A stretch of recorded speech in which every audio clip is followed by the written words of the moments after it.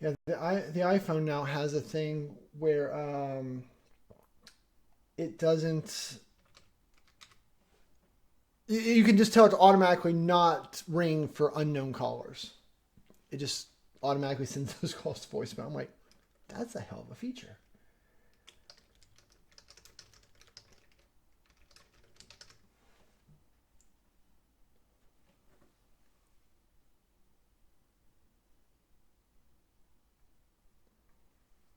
Yeah, I put in the. I mean, I'm not gonna answer the phone if it doesn't. If I don't know who it is anyway. But so I've saved like the King's, the school district numbers and stuff.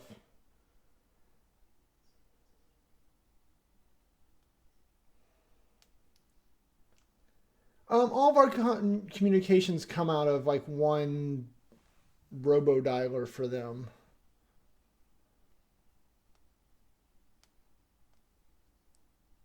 I don't care if the nurse calls. Kid needs to suck it up. I mean, I think I have the elementary school. Maybe. I'm not positive of that. I mean, I'm not going to answer the phone if I don't know the number, so it doesn't matter. Just one less thing to ignore. Meet Now showed up in Teams. I saw that for this. Yes, that was the meeting we were in. Is it a Meet Now? So that was a pretty major win.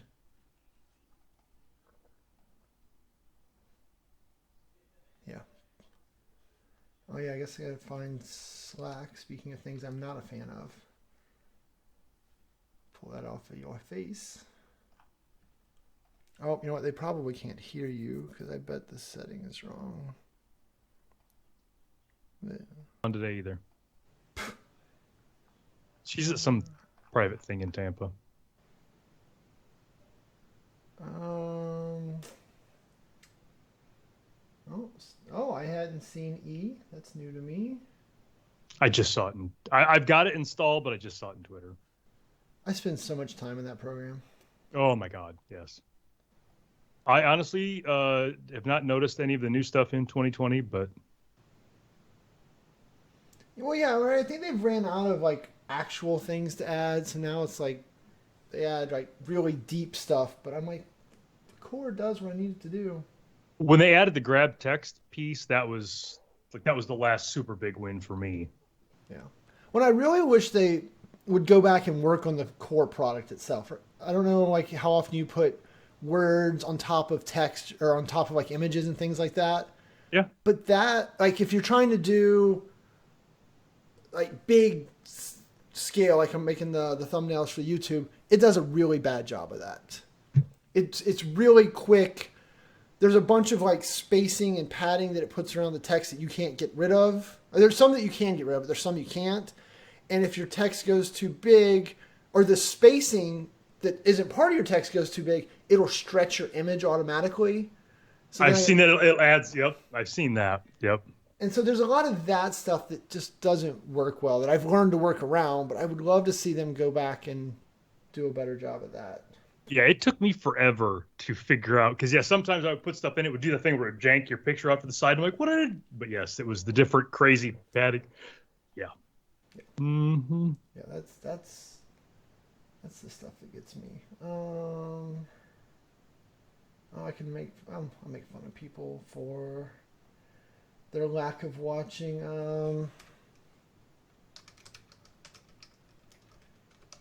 I think the first thing should be the podcast that come out. And then do we want to do? I'll throw it in here so you can read.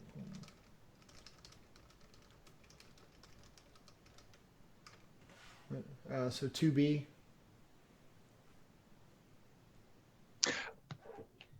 So I got a couple people reached out to me, and let's hold off on that because it's got to be very specific help that's helpful.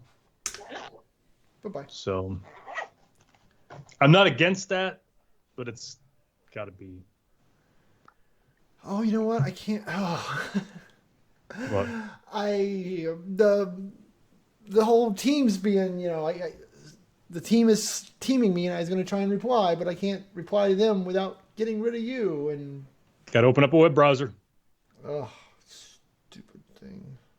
And that's why I hate teams. Still better than Slack. It's not. It's like whether getting kicked in the knee is better than getting kicked in the shin. Like it's just it's not. Well, that's a good question. I haven't been kicked in the knee in so long. I'm gonna have to say that getting kicked in the shin is worse just because I have more memory of that. Yep.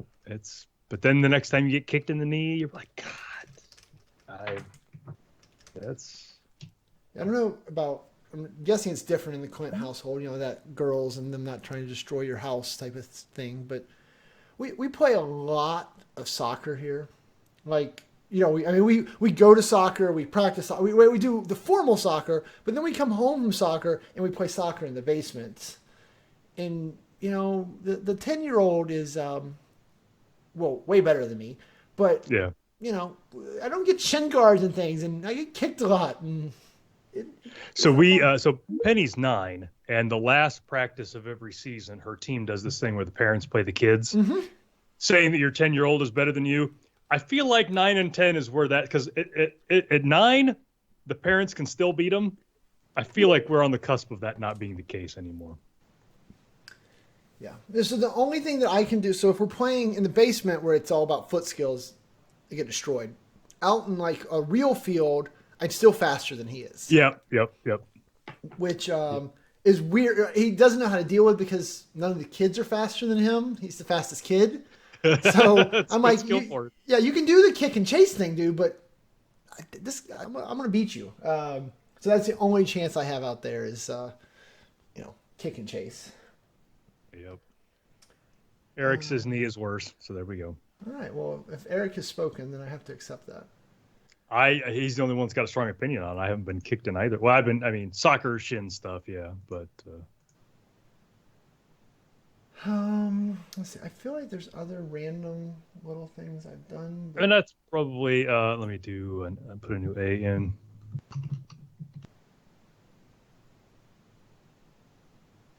waiting with bated breath.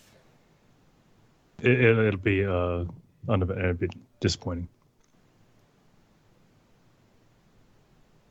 Oh, I got half of it. Not far now. Oh, I don't think I can talk about that yet either. Some PowerShell stuff coming out that I can't talk about yet. Oh, cool. Like night announcements type of stuff. I don't know if it's gonna be announced that Ignite or not. Honestly,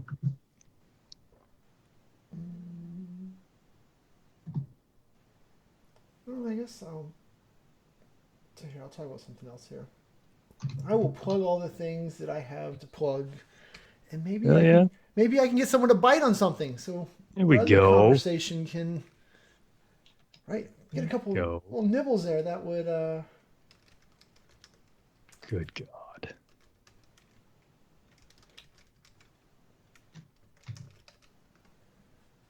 if nothing else, I can tell you about things, and you can be like, "That's a dumb idea," and I'm like, "No." But then you're like, "Yes." All right. So Good. grab this link, and then I think I can say we have enough to pretend. Enough to go on.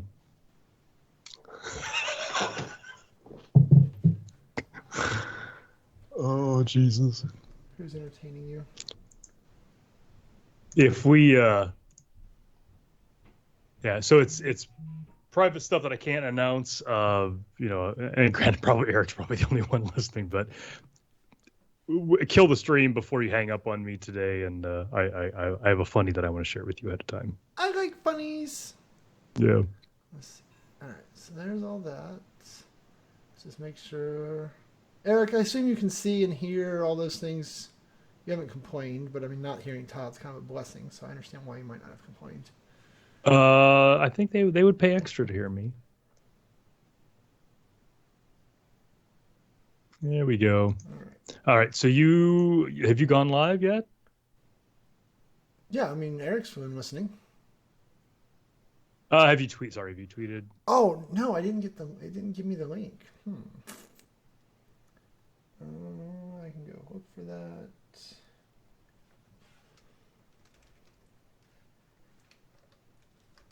And So I had a blog post that I was getting ready to publish that I just hadn't got the screenshots for. I guess this is an older one. Never mind. So I had.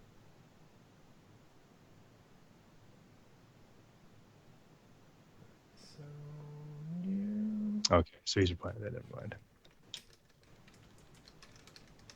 I was about to be all angry. No, I'm not. Because I don't think I got. Oh, yep, that is. Let me go to the Cloudy Podcast YouTube page. I'm tweeting it right now.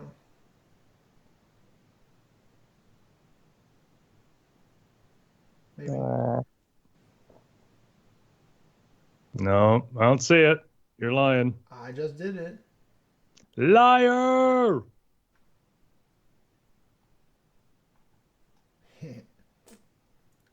And then coming back from the conference, I love all the pictures of Chewies. So people get their Chewies and like to do things with them. If you don't already, you should do something where people have some kind of a contest with people and their Chewies and. Yeah, no, I can never get any traction on that type of stuff. But I mean, I definitely love. I love the pictures if nothing else.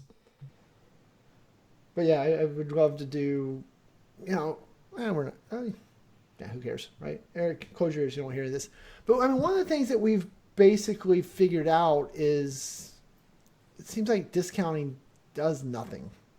It does not change people's behaviors in any of this stuff. I would believe that. I was thinking more of a giving away sort of thing. Like you get a free training class, the best picture of Chewie gets a free training class or something. Yeah. Well, so we tried to run one of those, and then the boss lady upstairs said, "Well, what about other people who don't have Chewies?" Well, that's a good incentive to get a Chewie, then, isn't it? Yeah. Right. I mean, we've even talked about him because he's pretty popular. We've talked about like trying to do like Chewy swag, like have a T-shirt store with different Chewy pictures and things. Do it, yeah. I just I definitely think it's is the ROI there, right? Is the yeah. I mean, I definitely think that some people. I mean, is it 5 people buy them, and I think you can do the just in time creation on enough of that stuff that. Oh yeah, I think we would do like Cafe Press or one of those where they just did the whole store. We didn't touch any of the stuff, but even just making the shirts and promoting it and dealing with the emails, I'm really like a schmedium. What size do you think I should wear? Right, schmedium. We get a lot of those type of questions. All right, well, let's get this thing knocked out. I think we've got. I got to put an intro in there so I know what to say. I haven't put an intro in months. Holy cow! I'll need that for when I finally end up producing it. And I started putting the dates that they were recorded on the blog post so that people know. I'm considerate like that. You are a nice gentleman. Love a guy. All right. Ready to go? Sure. 3, 2, 1. Hello, everybody, and welcome to Todd and Shane's Cloudy Podcast, episode 443, recorded live Wednesday, October 23rd, 2019. Hi, Todd. Hello, Shane. How goes it? It goes well. It goes well. Did you notice? So we were both wearing our uniform of blue shirts. Did you notice this blue really pulls my eyes out? Did you? Yeah, I mean, it's almost. I think that you're using like one of those Snapchat filters or something, right? I mean, your eyes are just popping today. It makes my eyes all big. For those of you that are not listening to the or not watching the video, when you'll just have to take my word for it. That reminds me, that's something we haven't done in a while. We haven't pimped all the different ways you can get this podcast. So some people get it on their podcast listening platforms, and I haven't gone out recently to see where all we show up. We do not show up on Spotify. I checked out there. We have to get ourselves on Spotify. But I think we're on iTunes. I think we're on Google Play. I haven't looked. You can go to YouTube. You can go to youtube.com/ToddClintNetcast and get it there. If you go to my blog, toddclint.com, there's a blog post for every episode, and it has links to the show notes and the different platforms where you can get it. So subscribe to those. I'm trying to think where else to get it. I don't know. I mean, yeah, I really wish people would do more of the YouTube, right? Because then you get to see your popping blue eyes. You get to see my sweet Halloween decorations. The video seems where it's at, but we have not picked up with the video consumers yet. Yeah, well, I did check our numbers, and we do have way more than I thought we did on the download side. Not on the YouTube side, but on the download side. So if you know somebody who really likes bad podcasts, let them know about our podcast. And it's just a couple of guys just talking about crap. There's not enough podcasts out there, just random guys talking about crap they don't know. I think we need some more of those. No, and we're one of the random guys who does it without drinking, right? A lot of those guys they bust out some brewskis or other adult beverages and drink along their own shows. I can only imagine the ends of those shows where they end up, but. Yeah, I don't listen to any of those. But we've talked about the After Dark podcast any number of times. I think it would be as much of a train wreck. Yeah. Well, one of the things I've wondered, right? So this will be a question to all the listeners. So obviously I've made 1 or 2 YouTube videos in my day. I've thought about doing a series of like power apping with wine. What is the current social acceptance on that? Like, I mean, if I literally had an episode where I'm like, hey, today we're going to crack open this bottle of blah, blah, blah, blah, blah, and we're going to build this feature, I mean, I would all for drinking and power apping, but I'm just wondering, is that offensive? Is that off-putting? I don't know. See, I was thinking more of like a Masterpiece Theater thing where like you in a library with lots of books and oak and you sitting in your robe and having a glass of wine. And this evening we will talk about power apps. And then, Okay. So once again, though, I mean, does this make my channel better, worse, stay the same? I have this fear that like some people be like, oh, this guy just drinks. I can't watch these videos. I don't know. I have a fear that like it lessens the people that can watch it. It just takes away from the great respect that you've garnered from your audience over the years. I think there's no risk of that. Jason Himmelstein says that he writes his best PowerShell with Scotch, so there might be some, best power apps with wine. You never know. Yeah. Paul was saying the smoking jacket with Chewy. Yeah, absolutely. Chewy curled up at your feet has to happen. Yep. So you're saying I need to get me a desk that smells of rich mahogany like pronto. Exactly. And with all the green screen stuff, you won't even have to, film it in your library because I know you don't, have that. At least you didn't the last time I was at your house. Yeah. So yeah, I think you should do 1 or 2 of those and just see how they're received. Interesting. Yes, Jason. It would definitely be a deep red wine. I mean, we would have to. What is the correct pairing? That's awesome. It would have to be a robust yet low alcohol volume, right? Because you got to get through the app. So I don't know. I'm gonna have to see what the boss lady thinks of this idea. I've thought about it for a while. She hates fun. So as I imagine, like in your decision-making process, I imagine me on one shoulder in the devil costume and Nick on the other shoulder in the angel costume. And me going, no, power apping with wine is a great idea. Now Paul's singing to us. All right. Sorry, I didn't mean to get us off topic, but apparently our listeners in the chat room are very passionate about drinking and power apping. Good to know. I think it will be well received. So one other thing you can't really tell is I have for a few seconds got the Syskit sign to hang from my wall. Ooh. Yep. Yeah. Again, those of you not watching the video have not gotten to enjoy my travails trying to get that to work. And I'm going to mention it later, but I'm going to mention it earlier too. Later next month, like a month from a couple of days ago, I'm doing a webinar for the Syskit folks on Office 365 offboarding. So there's a lot of information out there about how to bring people into Office 365. You create this, you write, forms to do this and this, but nobody talks about how to offboard, what things you should do when somebody leaves the company. And so I'm going to cover that one. Fascinating. And I mean, you kind of already have it scoped out and figured out? I got a little bit. I welcome any input that you have. This is a talk that I've never done before. And they had some ideas about things that they wanted. And I'm like, I've been thinking about this topic here. What do you think about this whole offboarding thing? And nobody talks about it. Nobody does it. So they were curious to see what I would do.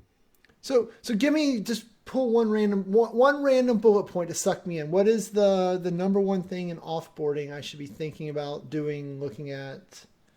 Well, it's part of the process. Like when you offboard people, what happens to their OneDrive and how long does it happen? How should you go through and see how much content people have in their OneDrive? What you should do with it? Make sure that the manager stuff's populated so that their managers get the email. So it's a lot of tools like that people don't think about. Those kind of things. Are you deleting users? Are you just unlicensing users? What's the difference? Those kind of things. Yeah, I bet that'd be a fascinating stat, is how many users are licensed in Office 365 that haven't used it in months or years. Right, just knowing like my client base, I can just see the accounts that, they signed up for the $8, $10, $20 a month account for that person. The person's gone, but no one's ever went through the offboarding process, to your point, to save the money of, turning that off. Yeah. So that's I've got some rough notes. I haven't written it all out yet, but I'll run it past you before I get it locked in too hard. But that's I do a lot of migrations. Holy cow, that's almost all that I do. But there's that other side, and so it was as much for me as it was for the people watching it. No, I like that. Well, we've always said that our sessions were all about entertaining us, so it makes sense. Yes, they are. So that will be coming out. There'll be a link in the show notes, and then I'll blog it and all that too. But the offboarding done right. Thanks to the folks at SysKit for putting that all together, giving me a platform. Very nice of them. Speaking of topics, okay. I wanted to kick this off. I was doing some migrations, had a couple of really heavy ones that were really taking a lot of time. Mostly have rolled off of those. So I went back and I thought, what haven't I done since June? You remember June? It was like, I think I was only on my second or third vacation in June. It was a long time ago. Did you cut the grass in June?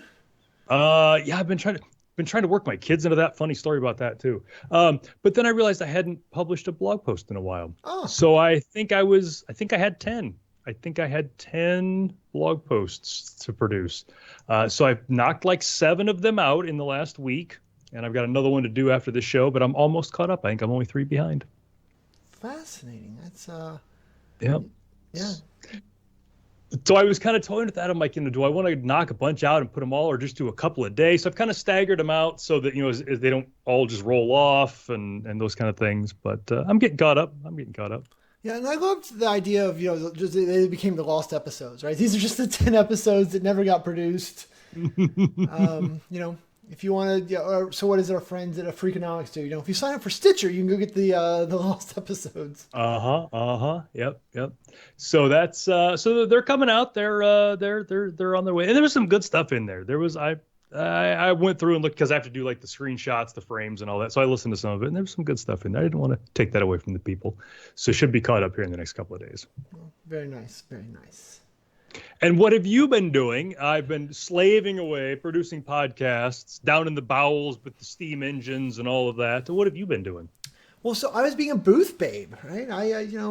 That is one of my core competencies in life. I don't have the popping blue eyes like you do. I have more of a steady blue eyes, right? Yours get you should people. Try this shirt. I think that's what it is? I think it's the shirt. I'll send you one. Yeah. We would look good as twins. I mean, we almost look identical as it is. It's always my mom's always getting us mixed up on Facebook. Yeah. But no. So I was down at the Business Application User Summit thingamabob. Really, what it is, it's a Dynamics conference that is slowly evolving into a Power Platform content. Being taken over. Yeah. So we've really, we went down there. We did our first booth as a company. So Power Apps 911 had their first booth. Yay us. We got lots of requests for Chewy. It turns out that getting Chewy to Orlando and into a conference was logistically a little more than we were willing to do. So we did do that. So we had the whole... I don't know. It was an interesting conference, right? Because it's so big. There's probably 7,000 people there, but it's literally 90% of them are not Power Platform. So like trying to wade through and be like, hey, you like the thing that I do. It was a little awkward, but it keeps kind of scratching, and slowly but surely the Dynamics people are kind of figuring out that they need to embrace the Power Platform. What I really enjoy, though, like I have these meetings with dynamics, right? I basically go into these meetings where there's like 20 or 30 people, and I'm the only person that understands the Power Platform. They're all Dynamics people to have like think sessions with Microsoft and things like that. And I'm having the same fights. Remember, with SharePoint when BPOS first showed up and the whole, I'll never go to the cloud. The cloud is dumb. I need my on-prem product forever. Mm-hmm. That's where the Dynamics world mostly is right now. They can't imagine that their Dynamics 2012, which is what typically most of them are on, could ever be upgraded and moved into the cloud. The cloud is dumb and stupid. And I just keep being like, guys, you just need to go back, read the history books. With SharePoint, we did the same story, and we all ended up out there. Then you got some other of these Dynamics guys. This one, I wanted to like pop him on the nose. He's like, well, so why can't you guys, he's talking to Microsoft here. He's like, why can't you guys just turn off the on-prem product? Just be like, peace out. On-prem gets turned off next week. What do you say to that? No. Yeah. This is why you don't get to make decisions. Yeah, the technical infeasibilities of it are almost as big as the political infeasibilities of it. Yeah. So, and I was trying to explain to him, no, really the way that you keep the on-prem people happy and you get them to move to the cloud is you keep telling them that there will be on-prem products for as long as they need them. That gives them the warm fuzzy so they can then go look at the cloud. And I was like, the SharePoint people, they've lost their minds in recent years, but the SharePoint people transitioned from on-prem to the cloud better than I think anyone ever imagined. And so I just really feel like they need to kind of go back and learn from that. So yeah, certainly better than I would have thought it was going to, and certainly better than I wanted to. Yeah. It's a great product now. I remember back in the day, you and I hating on it, and those are funny days to look back on. Yeah, we were definitely firm haters, right? The cloud, they're going to steal your whatever. Right? I mean, we were anti-cloud as we could be, and now when people talk to me about it, I'm like, dude, there is no way that your data center is more secure than being in Office 365. I know, just no. You can't even entertain this conversation. And they're like, but. I had that conversation with a customer Monday. I was doing some migrations, and I'm doing training for him as well. And one of the people in the training, I didn't realize this at the time, was a higher up at the company. And I was doing some demos and needed to make fun of a person. And so the way Skype for Business had it was like me and a couple of the organizers, and there was like one person who I didn't know at the end. I'm like, so I'm going to add, Jimmy to whatever. And this person ended up being like senior vice president or something. So she chimed in during the question and answer part and was asking about security. And she introduced herself, and I'm like, oh, hey. Thanks for being my but it was not a questioning, but more of a help me understand. And so I was able to just spit out a couple of the examples that we give all the time, and that was all that it took, just a couple of those. And nice. And she was like, oh yeah, that makes perfect sense. So I have a very similar story to that. So at MBAS and then this thing last week, I did the same session, or a version of the same session, but I've built hundreds of Power Apps. Here are the things you want to know.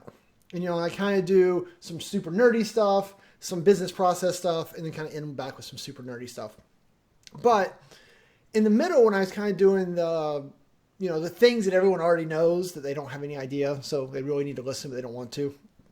I was using one of my customers as an example. I was like, this guy, Don, that's all I said, right? This guy, Don, I was helping him with his project, and he had named all of his columns everywhere, and everything you possibly name, project. The word project was in his data everywhere. And so as we went to build out his app and connect all this stuff, we were relating project to project, and it just was terrible, right? Don't be like Don. So at MBAS, Don's like, yep, I shouldn't have done that. Shoot! So Don's sitting, 7 rows back over there. Don. So I apologize. Don's like, it's good, no problem. All right, whatever, it happened. I rolled with it. So last week, roughly the same session, I get to that part. I'm like, all right, I'm going to use Don as the example again. So I do the speech. Guess who was in the front row of that session? I hadn't seen him. I had no idea. Don was there again. I'm like, why don't you tell me you're going to be at these things? It's a warning. Yeah.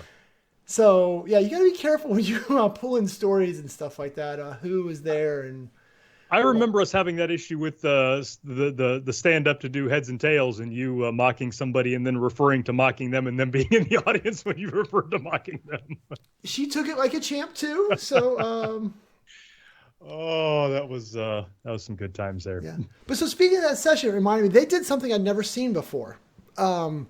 So they had one big room, like one of those giant hotel ballrooms, but we had Yep. 4 sessions going on in the room at the same time. But what they did, this is crazy, is they passed out headphones for everyone, and so you didn't listen to me talk. You listened to me through the microphone and the headphones, and it was it was like those silent discos or whatever, where Yeah. everyone's hearing it and doing it, but they're all in the same room listening on headsets. I'm gonna be the audience thought it was fine. They liked it. As a presenter, it's terrible.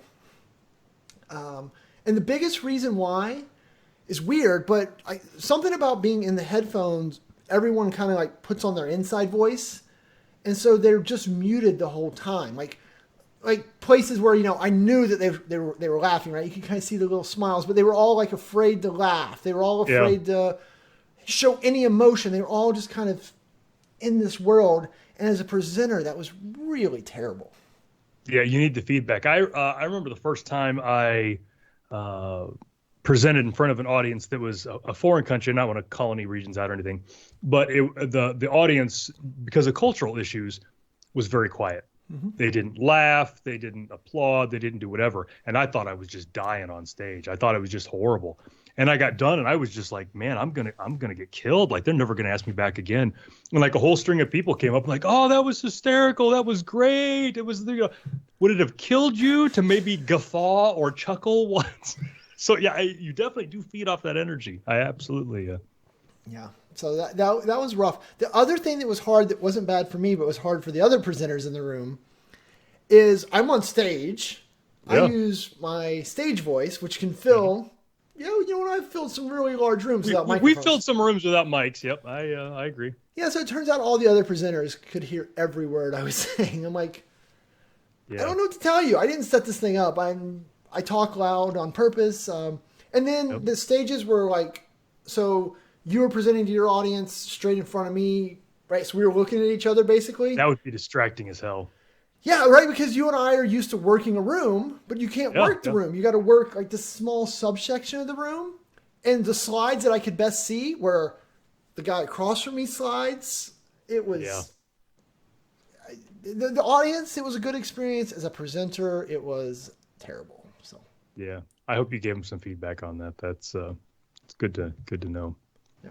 So it was actually but overall, anyway, the conference was solid. It was I feel like there was a lot of people that were interested, and more of those dynamics people kind of walk over and be like, what's this power apps thing? So I don't want to get roped into your booth. I'm kind of standing here with one foot hanging out, but can you just tell me a little bit and I can run if I need to? So Hmm. Yeah. That's funny. So I didn't put this in the notes. I went to there's a Office 365 user group in Des Moines, and I went down to that last week, and they had a session on Power Apps, and it was good. The guy was there remotely. I've delivered remote a bunch of times. I've not ever sat through a remote session. It made me rethink those. I would be curious. I know, like I've done those for Eric before. I would be curious to hear what their opinion of it was. It was some good stuff. I picked a couple of things up. It was a lot of basic things. It was good, but at the end, they did one thing that really pulled me out. So there's this whole concept that if you've got an experience, whatever the thing at the end, however it ended up is how you will remember it. So you can watch a really great movie. If it has a bad ending, the movie was bad. You can go to a crappy concert, but if the encore knocks it out, you end up remembering it as a great concert, things like that. So this session ends up probably feeling more dark for me than it really was in reality, because at the end he did this thing that I really hated. He pimped your YouTube channel and talked about how great it was and how much he loved it. And I've never sat in a room and vomited during a user group thing, but like, God, I just like, how your mouth starts and you just know it's coming. I'm like, ah. did you make it to the hallway? I didn't. I was able to swallow it back down, but I'm like, oh Jesus, you had such good, and then you had to ruin it all with, I go to Shane Young's channel. It was awful. I'm sorry for that. Yeah, Perfect Storm is always my movie example of that. Right, I Oh, love yeah, everything about that movie, and then the end, and you're like, "What? This is not how movies end." For me, the example is City of Angels. Okay. Nick Cage, Meg Ryan. I don't know if you've seen that one, but Meg Ryan's this emergency room doctor, and Nick Cage is an angel, and he sees her save this person, and he falls in love with her. He renounces his angelship. It's this great thing. The soundtrack's great. Alanis Morissette, Goo Goo Dolls. The end of the third act, she's driving down the road on her bike, and she dies. She gets hit by a truck. And I'm like, get the out. I almost just stormed out of the theater. I have hated that movie for 25 years. So I was very aware of the soundtrack. It was a great soundtrack. I never watched the movie. Don't. It's awful. It is just so the song came on the radio, and I was telling Lily about that and giving this story, and I'm like, the movie was horrible. It had a horrible ending, and she's like, did they both die at the end? I'm like, no, even worse. He doesn't die. He gets to sit around and be miserable. She dies. Like, I almost had to pull the car over. I was so mad. Poor kid. So speaking of conferences, I'm going to Ignite here in a couple of weeks. I'm not presenting. I'm going as a worker bee. It's kind of, I've got no responsibilities. I've done zero planning. Kind of freeing, I'll be honest. No booth babe duties. No chatting with the peeps. Just Todd rolling the halls. Yeah, I mean, I'll chat with my own peeps, the people that I know. It's it's the whole class reunion thing. Yep. But I'm not. I don't have any responsibilities, which is kind of nice. Well, I mean, I'm kind of envious of you getting to go and just be like, I'm here just to enjoy myself. Yep. So there's some praxis crews rolling in there. We rented a house for the 5 of us, so we're all doing that. Mark's renting a car, so I'm making him drive me around. So. So this is just another vacation for Todd. So, if it weren't Orlando, yeah, I haven't been there as much lately as I had that one bad stretch, but yeah, so it's going to be pretty easy. Are you going to do a breakfast? You going to have a little breakfast action maybe? I hadn't planned anything for that, and I'm only going to be there for a couple of days, and I don't know what all is going on, so I hadn't put anything together. But okay. It's just kind of a laid back sort of thing. So I'm kind of looking forward to it. When is Ignite? Next 4th, November 4th ish. Don't tell me I know this one. Yeah, so November 4th through the 8th. Okay, so 2 weeks from now. Yep. And then I'm going to Slovenia. So I'm only going to be in Orlando through the 6th. And then on the 9th on Saturday, I'm flying to Slovenia. Hopefully they're going to keep you this time. Well, I keep trying to get them to, and they won't keep me. So Chris wanted me to be clear. Yeah, I am not going to Ignite. So I know that you guys are used to seeing me, and then you're like, I got to see Todd at the same time. That's sad for you. But unfortunately, this time I will not be there, so you don't have to see Todd because you will not be looking for me. So, well, I know Chris is going to be there. I think Chris is celebrating a birthday there. I think. Yeah. I mean, Chris is celebrating me not being there because it means he doesn't have to get to hang out with you. So, well, Chris has already reached out to me to make sure that we're going to hang out. But no. So that reminds me of this traveling stuff. Got to the airport to go to the user group summit. Guess what? I don't have anymore. Status. I have status. I didn't have TSA pre-check. Oh my! Did you just turn around and go home then? I honestly think Nicola thought about it. I think that it was like a strong chance that she would have, if I had brought it up, she was going to leave. Yeah. So we stood in the line with the common folks. I took my shoes off. I took stuff out of my bag. It was the worst, most awkward, embarrassing experience ever. Yeah, it's so I don't even remember earlier this year. I think it was in February. I flew out someplace and found out that my pre-check had expired. And I found out like in the line, like I walked up like I owned the place and then tried to pre-check. And they're like, oh, that's cute, sir. And they kind of tussle my hair. No, you go to the back of that line and go ahead and start loosening your shoes now. Cause it was pretty horrible experience. Yeah. And Cincinnati wasn't terrible, but flying out of Orlando without pre-check was... Yeah. This is not the After Dark show, so I can't talk about it. Yeah. So were you still coming off of the Delta pre-check? Yes. So the whole black hole of like, no one's like, that doesn't exist. You've given me pre-check for the last 10 years. This number has to exist somewhere. Yeah, it does not. So I had to start from scratch. Yeah. And do it all. Yep. So because I'm flying to New York on Sunday, so I was trying to get it done before then. But the problem is that I could have gotten an appointment, but then I got to drive like an hour south, an hour. I couldn't like make it work in a responsible way to get the pre-check done before. So I was lucky. I could get pre-check. So if you get global entry, you get pre-check on top of that. But I couldn't get global entry quick, and there was no way I was going to fly again without pre-check. So I got pre-check separately. I only had to drive to Des Moines, but it was I drove 50 minutes down, sat for 7 minutes in the office so I could get pre-check, and it was time well spent. I would do it all over again. So I would have to do that one day this week, and as you know, my schedule does not permit me, right? Because they're only open in like very narrow hours, and it's just not going to work. But because my passport's also expired, 'cause I had global entry, but I'm guessing that is expired as well. I need to like reset all this travel stuff, but I don't want to, 'cause I don't want to travel. So yeah, I had to do that all, and I got my global entry stuff done. I scheduled an interview for that, but it was like scheduled 3 or 4 months out. And Jill and I were coming home from vacation number 6, I think, and we were in LaGuardia, and she noticed. So she still has pre-check because she got it after, or global entry because she got it after I did. So she noticed the sign when she went through that they had the interviews. You could just pop in. So I went in there and I sat down and I waited for all the crews to go by and did my thing there. So I'm all set now, and I got it in Outlook when it expires, when pre-check expires, when global entry expires, all that stuff, so I can take care of it ahead of time. Painful. All right. So tell us, you had a good discovery this morning.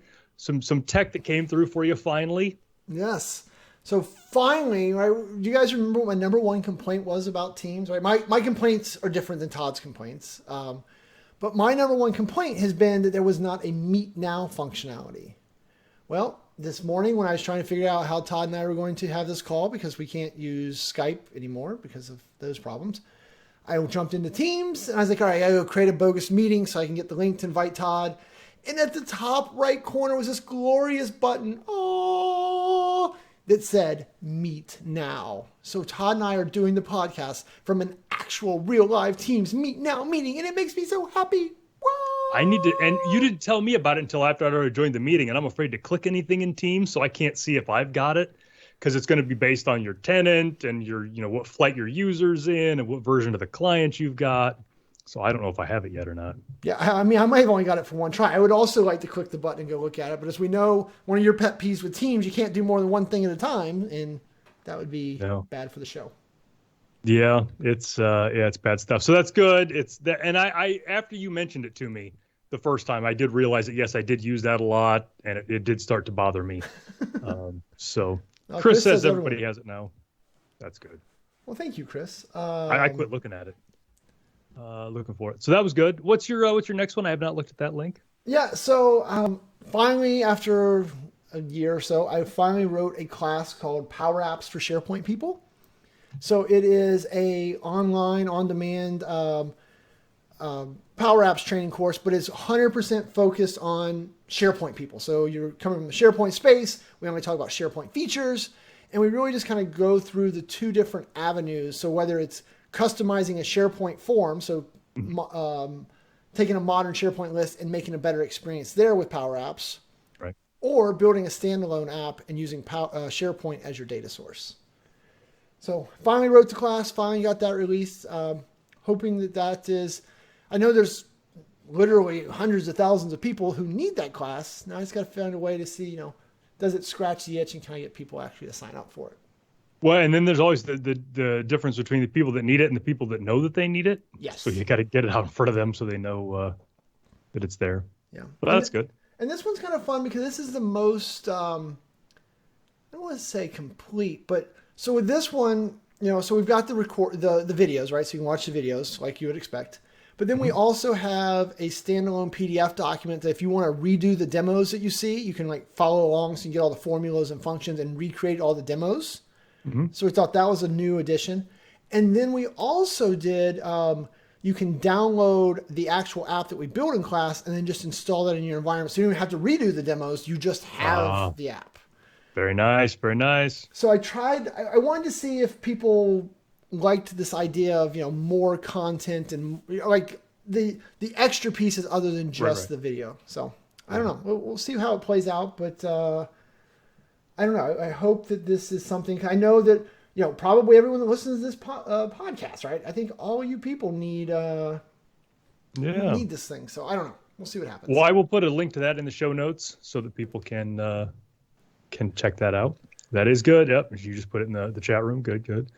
Another thing that just came out. So you and I have had big man crushes on Snagit for as long as I can remember. Yes. 10 plus years. And I just saw that Snagit 2020 came out, and I quick, fast, and in a hurry downloaded that and installed it.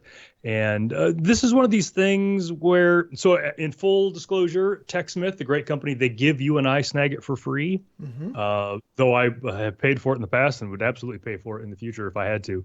But I wanted to be upfront about that. So Snagit is screen capturing software, but it's screen capturing software and so much more. And we could do a whole podcast on how great it is. But for me, it makes putting like captions and pointing things out on screenshots so much easier than trying to do it in MS Paint or whatever.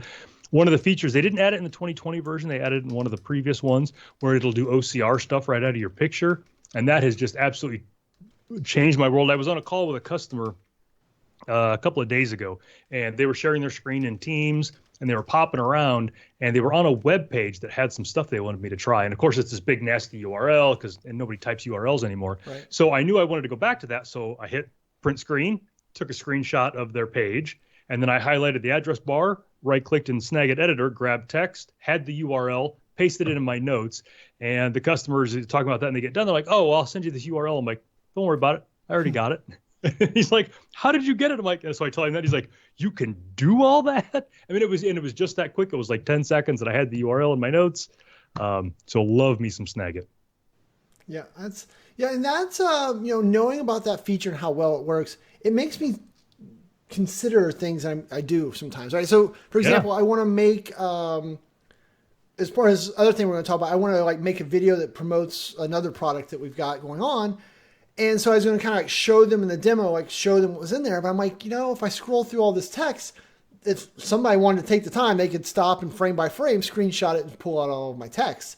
So what I've thought about doing, because I'm going to be scrolling, you wouldn't be able to read it unless you did do that, is change all the text to say, haha, you paused this to steal the text and it's not here. Right? And, kind of a little Easter egg for the thieves. I don't know. But then I thought that might be going too far. But that's a lot of work. But these are things I think about, knowing how easy it is nowadays to get text with tools like Snagit. So easy. And another one and I've been using this now for a little over a year, the lunch menu for my kids is on a proprietary site somewhere, and it's only in a calendar view, and it's just impossible to consume. So before Snagit added that OCR stuff, I would go out to that calendar once a month, and for every day, I would type in a calendar entry what the menu was, because I've got a bulletin board that shows all that stuff.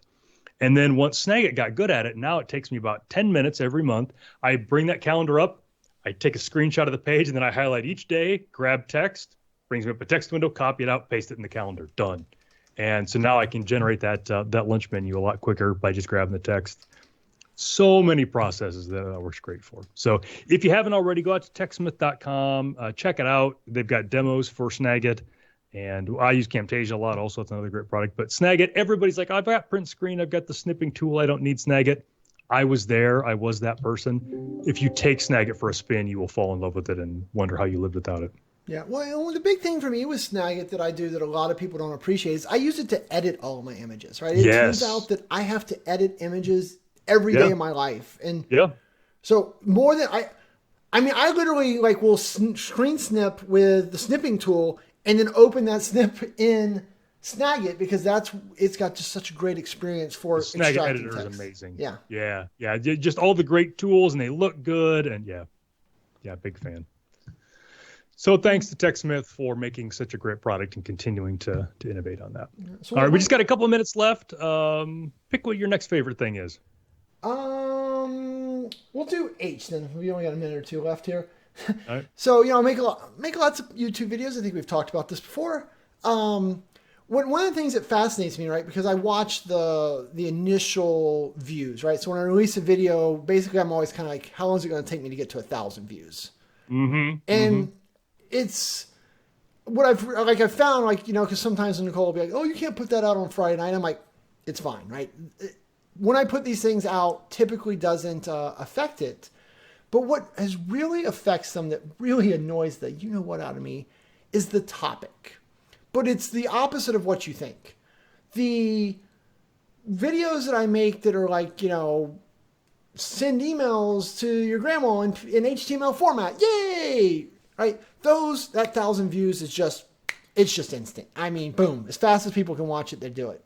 Yep. But then sometimes I'll make good nerdy videos like that are like core things you need to know. Like, so here's a deep dive on this one function that I know you don't want, but you need this deep dive video. Yeah. And they will not watch those videos. And it just drives me crazy because I feel bad that I don't have some of these nerdy concepts, but I just know that no one's going to watch the nerdy concept. But if I make the fun one that doesn't teach the depth that I needed, but teaches this overarching, they want the quick thing. win, yeah. Yeah. And so it just drives me insane. Yep, I picked up on that a while back, and it's probably because I am that guy. I want the quick win. So if you look back at any of my blog posts, the title is always "How to Do blah blah blah in PowerShell," and it's just that quick win because I discovered the same thing. So yeah, I don't know. I'm just complaining to complain, but it's just funny when I watch it happen every time. I'm like, oh no, they want this one. They need this one. No. Yeah. And folks, I don't know if you understand, Shane probably has like a 65 or 70-inch TV mounted on the wall in his office that is just constantly on his YouTube stats page and refreshing like every 3 to 7 seconds. He lives and dies by that. And I send the updates straight to Todd's inbox or text messages. Sometimes I send screenshots. But yeah, I mean, yeah. So to your point, I know that in the last hour and a half, 5 people have watched the video that I'm currently complaining about. Mm-hmm. Mm-hmm. Yep, it's which is, yeah, it's all very interesting. So, yep. All right, well, let's close this out. I've got something at the top of the hour. You probably do too. So I don't have much. I'm speaking in Slovenia at the Thrive conference here in a couple of weeks. If you're in Europe, or if you're not, honestly, Slovenia is a great place to visit. Go to thriveconf.com. Sign up for that. Great conference, great country. Love going there. This is like the 4th or 5th or 6th time I've been there. I forget. It's great. Go there whenever I can. The other thing is I'm doing the thing for SysKit. So I'm going to blog that here once I get some of these podcasts out so the podcasts don't roll that off my blog roll. But that is Thursday, November 21st, 10 a.m. Central Time. And that is Office 365 user offboarding done right. So join me for that and check out all the great things that SysKit has. Awesome. I have literally nothing as far as events coming up. I made him spit. I waited until he got it in his mouth. I'm doing some private trainings. I'm traveling for that, but you guys don't. We don't care about that. You're making about that. No. But no, I don't think I have any current ones. So I'm just gonna have to get all my fame and glory by making more of these YouTube videos, which will clearly be topical instead of referenceable because I like to your point. I like views. Yeah. Stacy asked, "Can I see who is watching?" I cannot see literally who's watching at any given point, but I can get a pretty good idea of how many people are watching at any point. Yeah, you can. You can do that. So, well, everybody, thanks. Chat room, I'll be around for a little bit if you want to chat. But if this hopefully will go out and will be published before next week's. How great will that be? Crazy. That is the goal that I'm setting for myself. So, but other than that, thanks everybody, and we'll see you next week. Toodles. And marker here. All right. So kill the stream, and I'll tell you the funny PowerShell thing I was going to tell you. I just got to count to 10 or whatever. So yep. All right, guys. Bye-bye. Bye.